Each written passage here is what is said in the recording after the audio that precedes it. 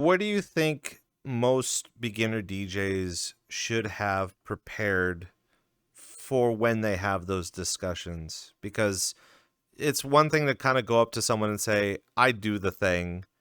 And then it's almost the same as being like, "What style genre do you perform?" "Oh, I perform all genres." Okay. But what are you good at, you know?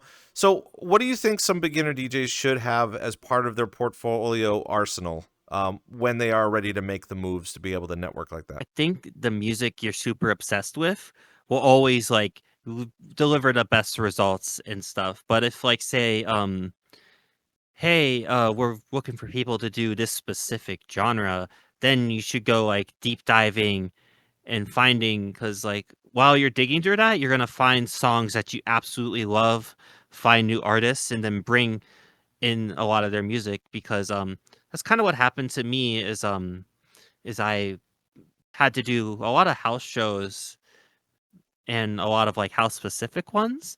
And then that's where I learned of like these new artists who have become my obsession. And now I look forward to their new releases because I had to look for music to fulfill this genre requirement.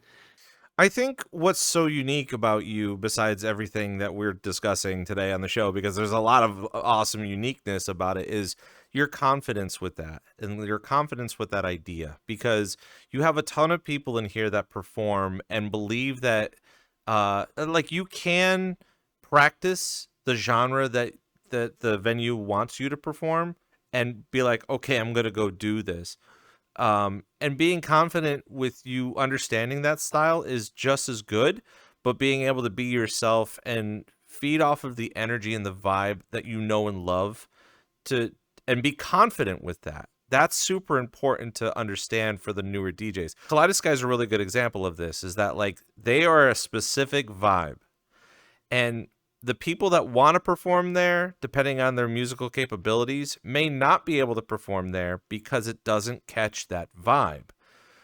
I don't think I'd ever seen a hard style DJ at Kaleidosky. I don't think so. And I don't think that's the vibe. I don't think that's what they're intentionally looking for in that particular space. It applies to like every single club. And I appreciate the ones that just let you play what you want. But at the end of the day, some people want to curate a vibe because every time I go into Studio 5, it was always disco and having a good time.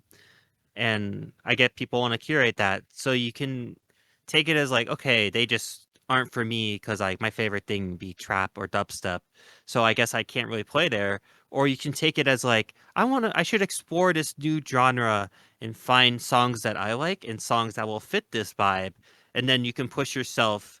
Of course, if you're like, okay, I can't stand this music, then don't feel free. But always feel to push yourself into new genres because that's kind of what's happened is if I had like 2 weeks between sets, I'd be like, what music am I like super excited about and feeling right now?